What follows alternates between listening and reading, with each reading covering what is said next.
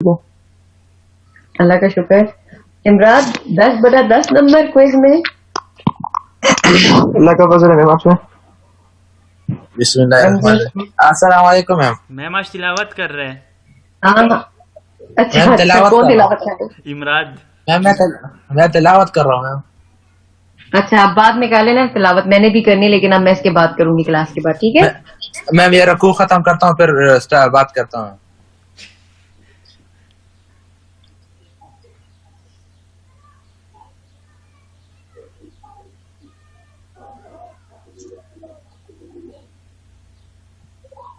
Ma'am recording on है। जी जी, it's okay, I know that. कल हम लोगों ने ये बार स्क्रीन वाला मतलब पढ़ा था ना? नहीं मैम, इससे पीछे जरा करने। नहीं मैम, ये नहीं पढ़ा था।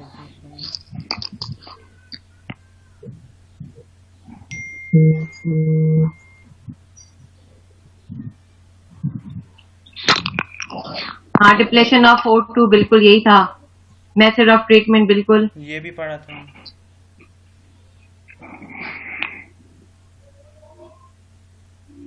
BOD पे पढ़ते थे ना?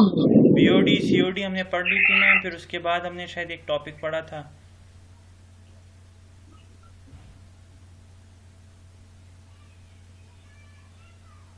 ये नहीं पढ़ा मैम हमने।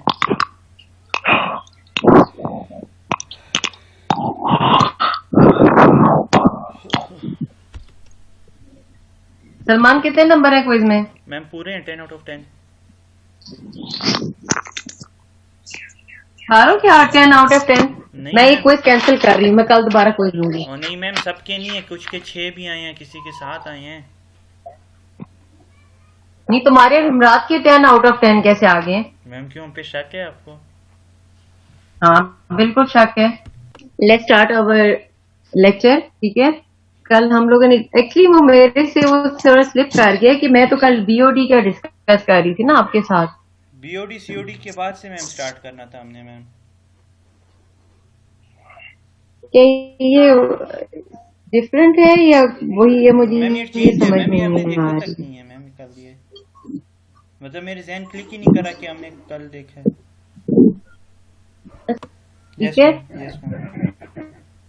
टोटल सॉलिड्स और कहाँ तक हम लोगों ने कर लिया? वोलेटाइल BOD, ठीक है? COD वी भी वर हो गया था। Discussing the BOD COD। Umar Sattar, COD क्या होती है और BOD क्या होती है? इन दोनों में जरा डिफरेंस बताओ, फिर स्टार्ट करते हैं अपना अगला काम। उमर सत्तार,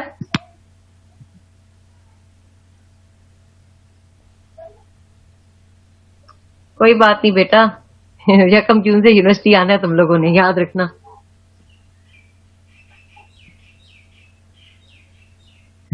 अच्छा, ये डोमेस्टिक सीवेज करेक्टरिस्टिक्स, यानी डोमेस्टिक जो आपके पास वेस्ट है, सीवेज है, उसका जो मैंने आपको बताया था कि पैरामीटर्स और रेंज बताई थी कि 1 लीटर में मैक्सिमम कितने मिलीमीटर जो है वो एग्जिस्ट करेंगे, तो वो मतलब है कि आप उसको वो पोल्यूटेड वो ले लोगे। 350 से कम होना चाहिए और 1200 से ज्यादा, ये 1200 तक है, तो आपका मतलब है कि ये सिचुएशन आपके पास क्या है, अलार्मिंग है, ठीक है? तो पॉपुलेशन इक्विवेलेंट, ये भी मैंने आपको कल डिस्कस किया था कि इक्विवेलेंसी कैसे निकालेंगे, ठीक है? ये प्रॉब्लम भी आपको मैंने कल बताया था, अभी इसको आप खुद सॉल्व करें एक दफा, ठीक है? उसके बाद आ जाता है सीवेज ट्रीटमेंट, ठीक है? अब मसला ये है कि सीवेज को हम लोग अनट्रीटेड नहीं छोड़ सकते हमेशा, हम लोग जब भी इसको डिस्पोज ऑफ करेंगे तो इसको हम ट्रीट करके फिर ही डिस्पोज ऑफ करेंगे, ठीक है?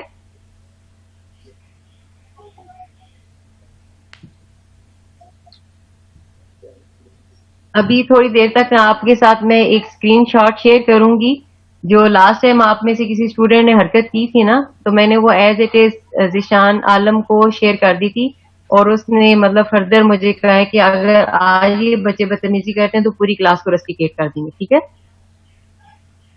प्रॉब्लम नहीं आता तो आप मुझे इनबॉक्स करें ना, मेरा लेक्चर आप क्यों डिस्टर्ब कर रहे हैं?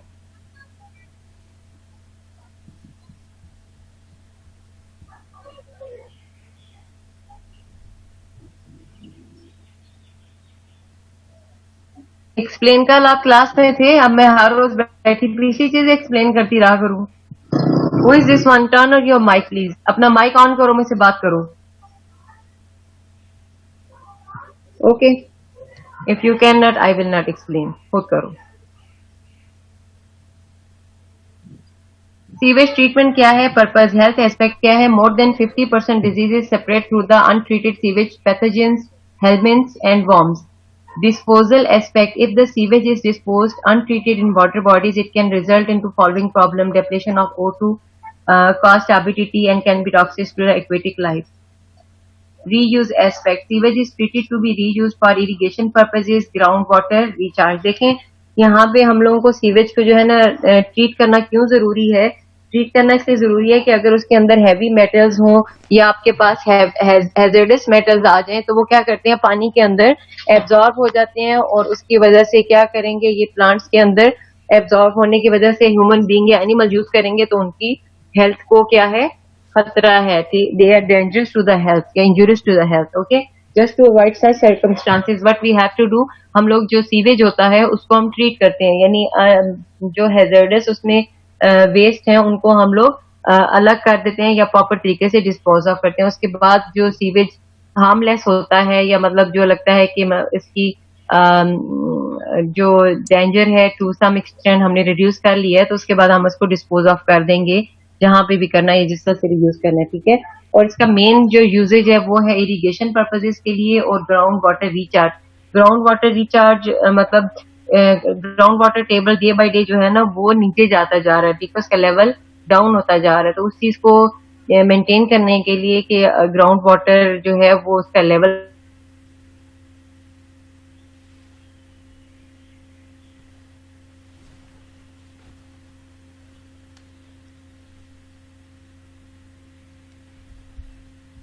बोले. सलमान मैम आवाज बंद हो गई थी.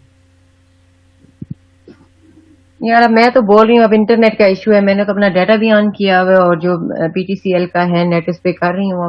अब बंद होगी तो उसमें मैं तो पुश नहीं कर सकती ना, मैं तो अपनी एफर्ट कर रही हूँ. ठीक है.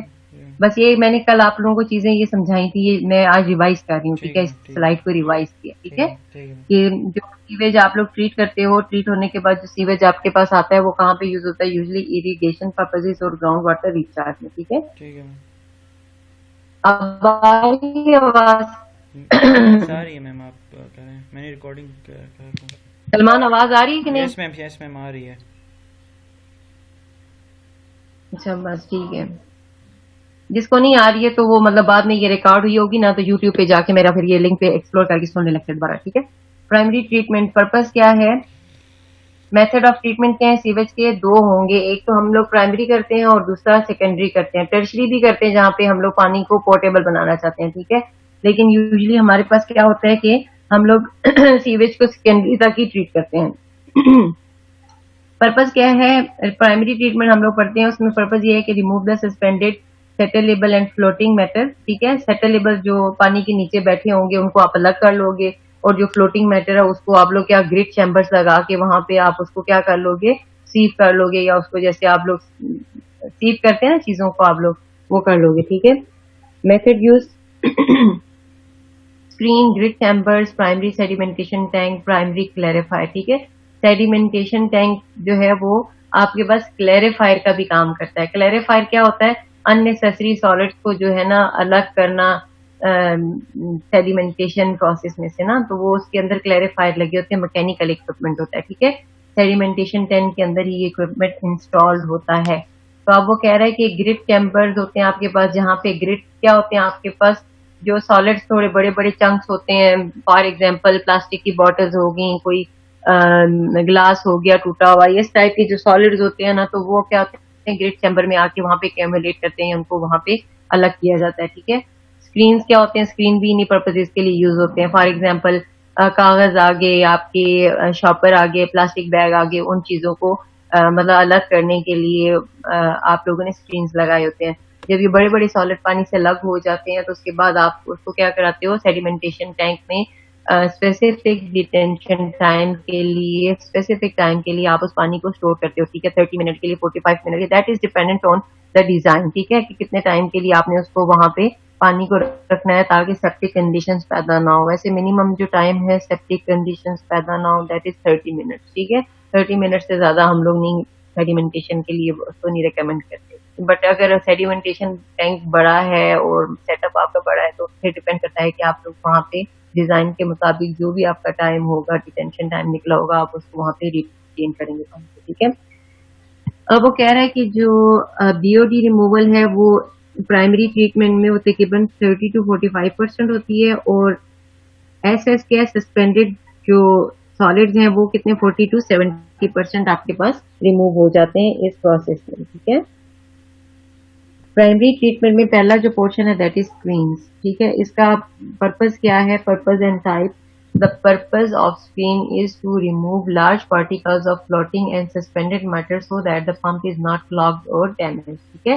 जब आपने पंपिंग स्टेशन पढ़ा पिछले चैप्टर में तो उसमें मैंने आपको बताया था कि वहां पे क्या करते हैं कि पार्टिकल्स जो होते हैं लार्ज, या मतलब ऐसे पार्टिकल जो नुकसान दे सकते हैं आपके पंप स्टेशन को या पंप को, तो उनको रिमूव किया जाता है, पहले स्क्रीनिंग की जाती है, ठीक है। Screen consist of parallel bars, rods, wire mesh और परफोरेटेड प्लेट्स। द ओपनिंग में बी ऑफ एनी शेप, ठीक है, मतलब अपनी मर्जी पे आप बना सकते हो, square, circular, whatever the shape you like और suitable for your design. Bar screen कैसे होती हैं, देखिए बार स्क्रीन सीधी सीधी सी बात है यार, बार्स लगे हुए होंगे और उनकी स्पेसिफाइड स्पेसिंग होगी, स्पेसिंग इतनी ज्यादा नहीं होगी, और जितने आप लोगों ने सॉलिड जिस साइज के आप रोकना चाह रहे हो उतनी आप स्पेसिंग वहां प्रोवाइड कर दोगे, ठीक है। उस स्पेसिंग के जो है ना, उस स्पेसिंग में आप लोग क्या करोगे, बार्स को क्या करोगे, सेटल कर दोगे। जैसे जेल के बार्स होते हैं ना वो स्पेस्ड होते हैं, ठीक है, लेकिन इतनी स्पेस नहीं होती कि वहां से बंदा गुजर सके। सेम इज द केस है, आपने जो बार स्क्रीन यहाँ पे प्रोवाइड करने हैं ये वो बार स्क्रीन होंगे। फॉर एग्जाम्पल आप चाह रहे हो कि मतलब प्लास्टिक की जो छोटी बॉटल्स हैं वो इन बार स्क्रीन में से ना गुजर सके, तो आप उनकी जो स्पेसिंग है वो इस तरह से एडजस्ट करोगे कि बॉटल्स के साइज का जितना भी सॉलिड है, वेस्ट है, वो वहीं पे स्टॉक हो जाए, ठीक है, और पानी उसमें से या उससे थोड़ी छोटी जो सॉलिड्स हैं वो गुजर जाए, ठीक है। और वो फर्दर जो स्क्रीनिंग होगी उसके ऊपर वो क्या करेंगे, जाके आउट स्टॉप हो जाएंगे और वहां से आप उसको हटा देंगे, ठीक है। प्लीज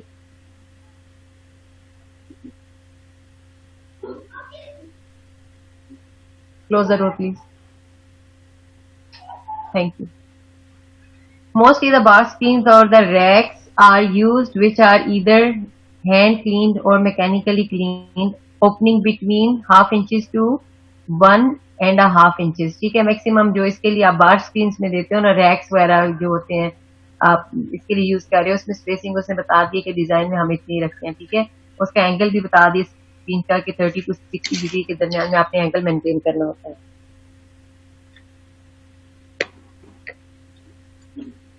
प्राइमरी सेडिमेंटेशन टैंक, मैंने आपको सेडिमेंटेशन टैंक का डिजाइन आप लोगों को करवाया हुआ है सलमान आलम। सेडिमेंटेशन टैंक का मैम इमराद या एनी स्टूडेंट, मैंने क्लास में आप लोगों को सेडिमेंटेशन टैंक का डिजाइन करवा दिया था, रेक्टेंगुलर का, आई गेस करवा दिया था मैंने। यस मैम, करवाया है आपने। जी जी मैम, क्योंकि मिड से पहले मैंने करवाया था और जब मैंने एनवायरनमेंट 1 पढ़ाई थी उसमें भी काफी चीजें मैंने आपको डिजाइन वगैरह करवा दिया था, ठीक है। अब इसमें है कि प्राइमरी सेडिमेंटेशन है वो आपके पास प्राइमरी क्लैरिफायर है, ठीक है। क्लैरिफायर क्या मैंने आपको बता दिया है कि ये एक ही असम्बल्ड मतलब सिस्टम होता है, ठीक है। जैसे आपके पास टैंक है ना, कंक्रीट का टैंक बना रहे लेट्स से सर्कुलर, के बाद उसके अंदर आप मैकेनिकल इक्विपमेंट की फिटिंग करते हो, ठीक है। जी मैम। एक मैं म्यूट कर रही थी क्योंकि आप लोगों को तो अक्ल आती नहीं है, पीछे नॉइज होता है फिर मैं भी डिस्टर्ब होती हूँ। जो सेडिमेंटेशन टैंक है इसके अंदर जो मैकेनिकल इक्विपमेंट है जो कि लेट्स से कि आपके पानी को थोड़ा बहुत एरेशन प्रोवाइड करेगा या आपके उस पानी को थोड़ा सा मूव कराता रहेगा, डिफरेंट सिस्टम इसका, तो वो जो इक्विपमेंट है वो उसके अंदर इंस्टॉल होता है, तो उसी को हम लोग क्लैरिफायर बोलते हैं, ठीक है। ये पूरा जो यूनिट होता है सेडिमेंटेशन, ये क्लैरिफायर एक ही चीज है, कोई डिफरेंट नहीं है, ठीक है, एक ही यूनिट के अंदर ये चीजें लगी हुई होती है। अच्छा, कह रहे हैं कि इसका फंक्शन क्या है, they remove most of the settleable solids और about 40 to 70% of the suspended solid from reduce BOD on secondary treatment unit 6. Since 80% of the total BOD of the municipal waste is contributed by suspended and colloidal solids. Between 30 to 45% of the total BOD will be removed during this process. यानी कि आपने शायद पढ़ा होगा कि filtration में आपने पढ़ा था ना स्लो सैंड फिल्टर और रैपिड सैंड फिल्टर. जो स्लो सैंड फिल्टर है उसमें जो 99% आपका बैक्टीरियल लोड जो है वो रिमूव हो जाता है, लेकिन मसला क्या है कि वो स्लो होते हैं, ठीक है ना. जहाँ पे आपने पानी ज्यादा जल्दी सप्लाई करना है वहां पे हम लोग रैपिड सैंड यूज करते हैं. Same is the case here. No idea, ये आइडिया आपको होगा इंशाल्लाह जब मैं ऑनलाइन वाइवे कंडक्ट करूंगी ना, और उसका ऑनलाइन रिकॉर्ड होगा और आपकी जब मैं ग्रेडिंग करूंगी उस टाइम ये सारे आइडियाज आपको आ जाएंगे, ठीक है. इस वक्त तो आप लोग बन जाओ जितने भी स्मार्ट, लेकिन मैं नहीं चाह रही कि कुछ क्लास में बच्चे हैं जो बदतमीज हैं, शैतानी कर रहे हैं, ठीक है, मुझे ऑनलाइन क्लास में भी डिस्टर्ब कर रहे हैं कि मैं पूरी क्लास को जो है ना उनकी ग्रेड्स में अफेक्ट करवाऊं, ठीक है. मैं मतलब नहीं चाह रही थी, लेकिन मैंने जो है आप लोगों की शिकायत फॉरवर्ड कर दी हुई है कि ऐसा नहीं कि मैंने उस दिन वाली आपकी हरकत माफ कर दी. जिसने भी स्क्रीन पे लिखा था ना वो घटिया सा जुमला लिखा था, जो भी था मैंने वो फॉरवर्ड कर दी है दिशान आलम को, और मतलब है कि he was about to talk to Amjad साहब, बट मैंने से कहा कि नहीं, give them another chance. अगर नेक्स्ट टाइम भी ये लोग ऐसी बदतमीजी करेंगे तो फिर इंशाल्लाह I will talk to Amjad साहब डायरेक्टली. आप लोग असल में कमीनी मतलब टाइप के बंदे हो. इज्जत दो तो आप लोगों को इज्जत रास नहीं आती है.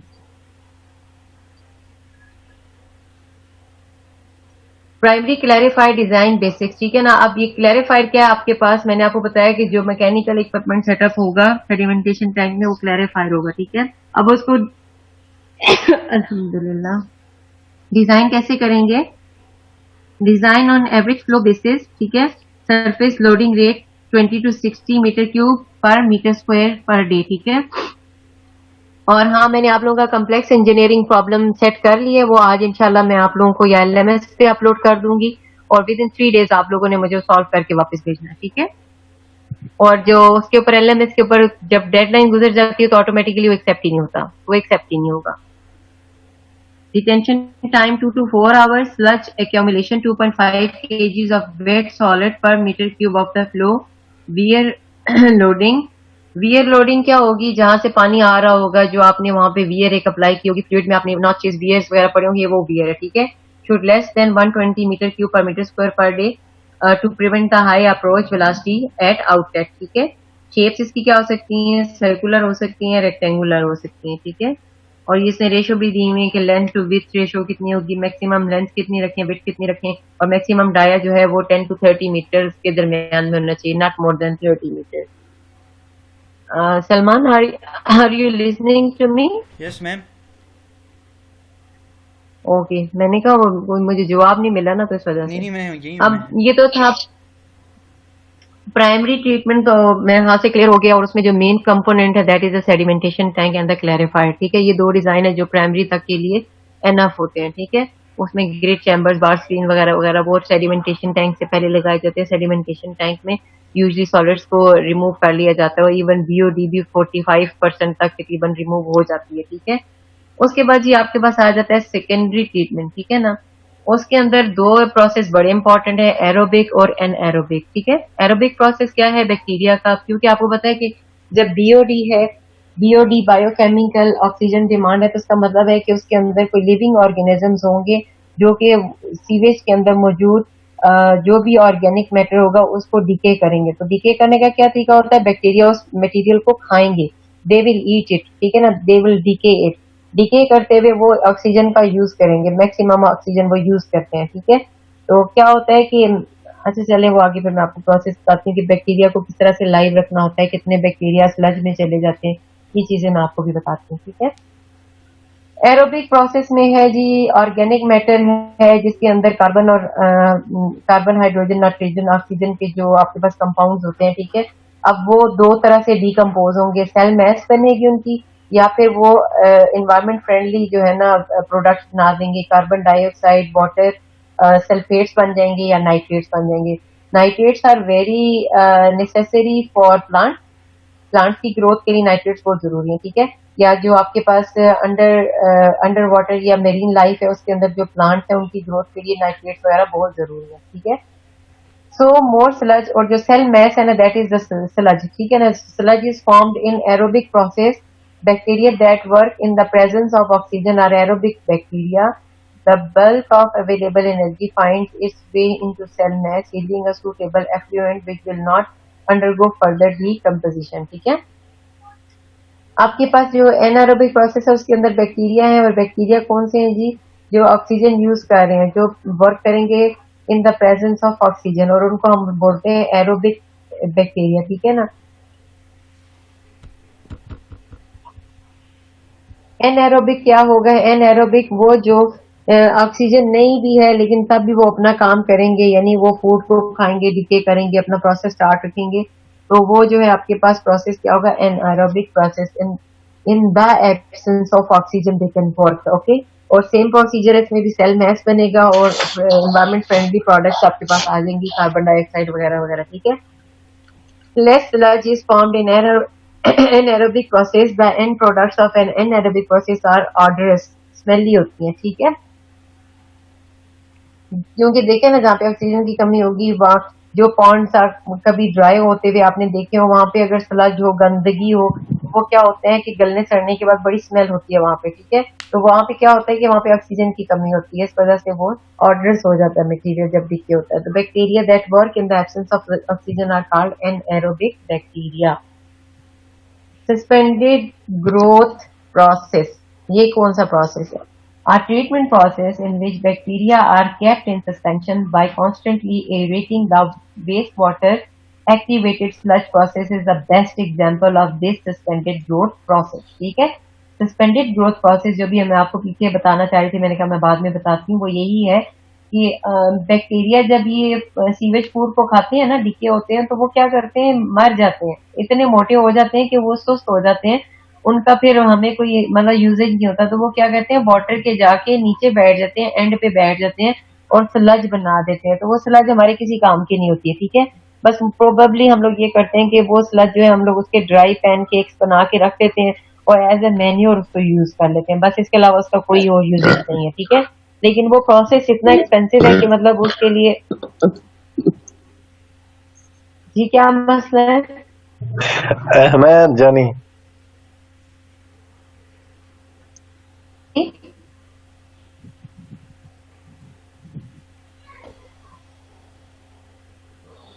आप वो लड़के तय करके समझते हो कि पता नहीं हम लोगों ने कौन सा तीर मार लिया. देखो, जब मैंने अगर तीर मारे ना एग्जाम में तो बैठे रहोगे इधर ही. ठीक है. इसलिए मतलब अपनी औकात और अपनी इज्जत संभाल के रखो. इधर अभी ऑनलाइन अपना आप मत दिखाओ. 3 साल से मैं आप लोगों को देख चुकी हूँ बड़ी डिटेल में. सही है.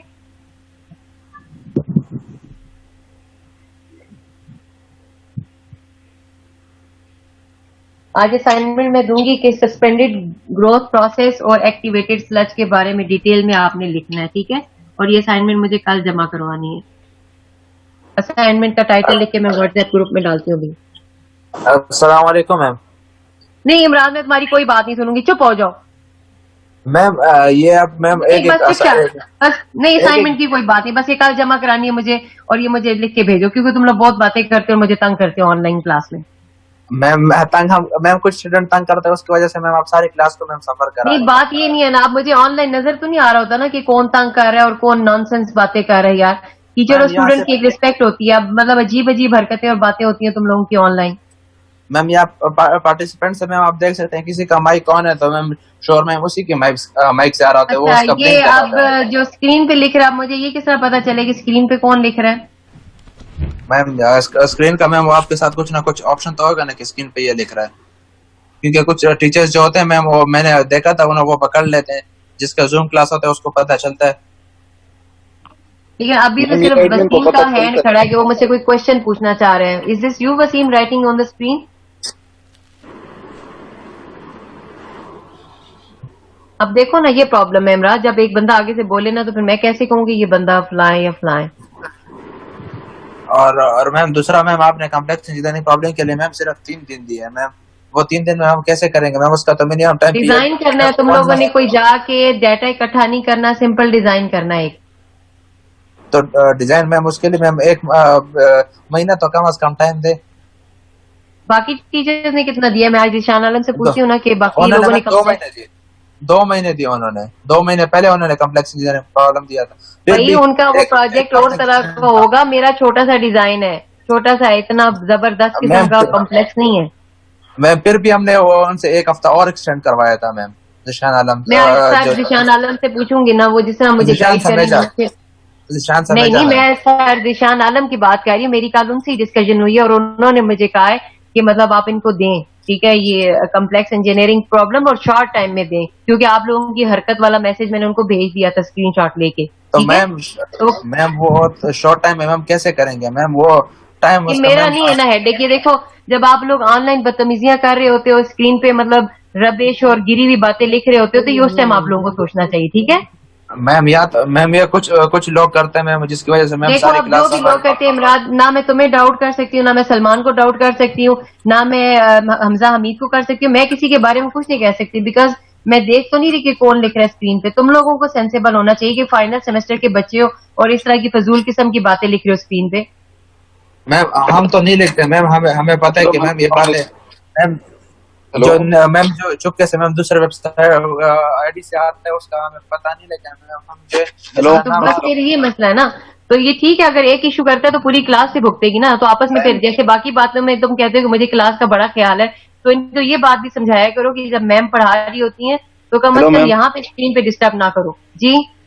मैम मैंने इनको ग्रुप में भी बताया कि उधर लिख के, ना सलमान को भी बताया मैम, इसका एक तरीका है मैम, उससे पता चलता है कि जो स्क्रीन पर लिखता है वो आपकी स्क्रीन पर, एडमिन की स्क्रीन पर आ जाता है कि ये बंदा लिख रहा है उधर। मुझे इस चीज का नहीं पता, ठीक है ना, क्योंकि मेरी वो दूसरी क्लास तो इतनी अच्छी, इतने अच्छे बच्चे हैं ना कि खामोशी से बैठे रहते हैं, ठीक है, कोई क्वेश्चन मैम पूछो तो बिल्कुल हाजिर होते हैं पढ़ने के लिए, तुम लोग मैम पढ़ना इसमें चाहते ही नहीं हो। अपने नाम से लॉगिन नहीं होते, कोई आईडी यूज कर रहा है मैम फेक, उसको कह दे कि जो जो भी लॉगिन हो रहा है अपने नाम से ही आया करे, दूसरी आईडी से ना आया करे क्लास में, तो सही है, फिर कोई और नहीं करेगा।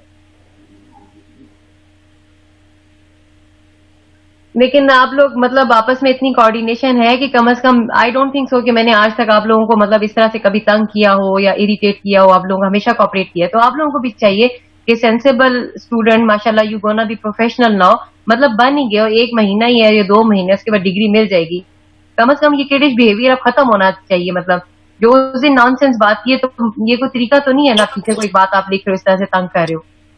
मैम इसका मैम पता चलता है, कुछ तरीका है मैम इसका, लेकिन ये लोग मैम फेक आईडी से आते हैं, उसमें फिर पता नहीं चलता ये फेक आईडी का बंदा कौन आप है। लोग मैम मेरी मैम बात नहीं आप समझ रहे हो बच्चे, मैं ये कहना चाह रही मैं हूँ। आपकी बात समझ रहा हूँ मैम, मैम आपकी बात हमने उधर फॉरवर्ड भी की अपने ग्रुप में, इस पे बात भी की कि यार ये ना किया करो ऐसे मैम, क्लास का मैम टेम्पर वो क्या होता है मैम, वो खराब होता है मैम।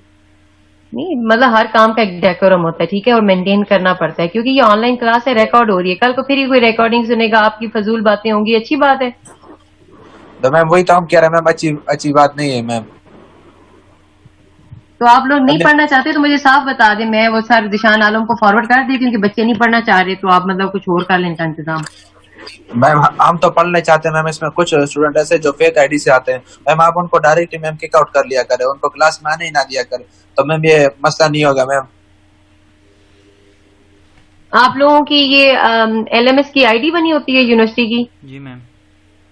आप जी उससे मैम। ज्वाइन कर सकते हैं जूम को, या मतलब इसके नो लिए आपकी जीमेल आईडी जरूरी है? नहीं मैम, इसके मैम जीमेल आईडी जरूरी है, लेकिन मैम इधर उसका मैम पार्टिसिपेंट में उनका नाम इस तरह आता है मैम, अगर उनका नाम नहीं आ रहा मैम, तो अगर वो किसी दूसरी आईडी से आ रहा है तो मैम उनको किक आउट किया कर, क्योंकि अक्सर लोग आते हैं मैम पता नहीं क्या क्या नाम रखे हो, तो उन्होंने कुछ दूसरे ही नाम रखे होते हैं और वो फिर मैम क्लास ले रहते हैं। सर सलामतुल्लाह की उसमें भी हुआ था, सर सलामत ने कहा था कि कौन है बंदा अपना नाम चेंज करे, तो फिर उन्होंने नाम चेंज किया, तो फिर उन्होंने उसको एक्सेप्ट किया था।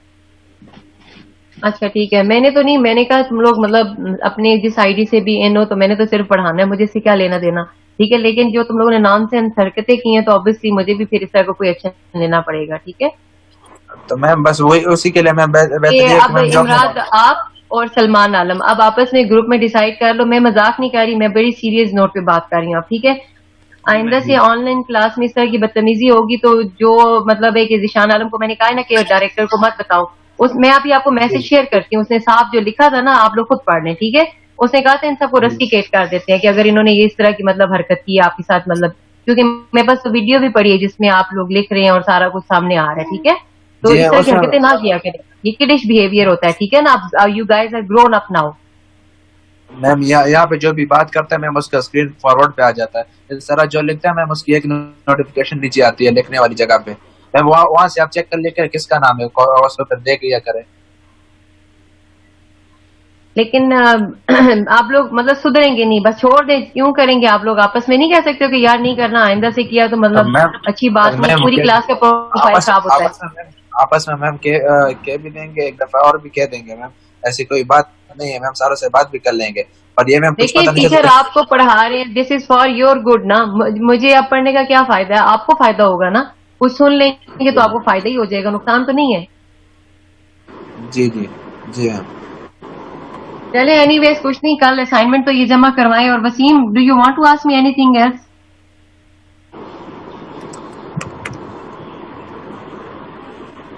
वसीम यू रेज्ड हैंड, आप मुझसे कुछ पूछना चाह रहे हो? नहीं मैम, ये हुआ है और मुझे तरीका नहीं आता है कैसे इसको रिमूव कर दूं। अच्छा चलो, मैंने कहा शायद कोई क्वेश्चन आपकी क्यूरी है तो पूछना चाह रहे हो, ठीक है? नहीं मैम, काफी टाइम से है मगर तरीका नहीं आता, पता नहीं कैसे रिमूव होता है। चलिए कोई मसला नहीं, ठीक है मैम। इंसान सारी जिंदगी लर्न करता रहता है, चीजें सीख लो किसी से, ठीक है, कि किस तरीके से ये रिमूव होगा। एनीवेज अभी ये मैं यहीं पे टॉपिक अपना एंड कर रही हूँ, ठीक है ना?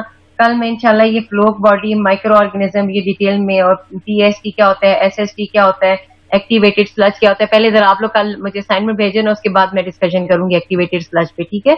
अभी मैं आपको टाइटल जो है ना व्हाट्सएप ग्रुप में डाल रही हूँ, तो मुझे आप लोग वो भेज दें, ठीक है? एक दो पेजेस की बना के और मर्ज फाइल करके, और एलएमएस पे मैं अभी आपकी असाइनमेंट अपलोड करती हूँ, वहीं पे आप मुझे सबमिट कर मैम एक्सटेंड कर मैम, टाइम तो मैम एक्सटेंड कर नहीं, आई एम सो सॉरी यार, तुम लोगों ने जो हरकत की उसके बाद मैं टाइम शायद को मैम और भी काम है मैम, काइंडली। नहीं, ये मेरा ही सब्जेक्ट है जिसके अंदर तुम लोग मतलब मुझसे हर वक्त तवक्को करते हो कि मैं तुम लोगों के साथ अच्छाई करूं, और तुम लोग बदले में मेरे साथ बुराई करो, क्यों? करते पता नहीं कौन है इनको, अल्लाह भाई जो भी है मुझे नहीं पता है, आप में से ही है ना, ठीक है? तो इसलिए अब आप भी भुगतो, या तो बंदा ढूंढो या भुगतो। कल असाइनमेंट जमा कराओ, ठीक है? Have a nice time guys. Ma'am extend कर दे मैम, काइंडली। कल तक नहीं, मैं अभी एलएमएस पे डालूंगी, आपने जमा करानी कराएं, नहीं करवानी ना करवाएं, choice is all yours. Ma'am kindly ma'am, उसकी वजह से मैम सारी क्लास को मैम क्यों नहीं ना इमराद, ऐसे नहीं होता ना, if you are sitting at my place ना, तुम हो सकता है इससे भी ज्यादा बड़ा एक्शन लेते, ठीक है? खुद उस दिन तुम्हारा रोजा था ना, जरा सा सलमान आलम ने कुछ कह दिया था तो किस तरीके से तुम जो है गुस्सा कर रहे थे। आज भी उसके रोजा है मैम। ओके मैम, आज भी तो मैम रोजा है मैम, रोजा में मैम इतना भाई मुझे नहीं पता उस दिन क्या इशू था, but you are busting on him, ठीक है ना? You are shouting at him. मैंने तो अभी तक शाउट भी नहीं किया, मैंने तो आपसे कुछ कहा ही नहीं अभी तक। बस कल असाइनमेंट जमा करना है। Thank you very much, have a nice time. LMS पे चेक कर लें असाइनमेंट। ओ मैम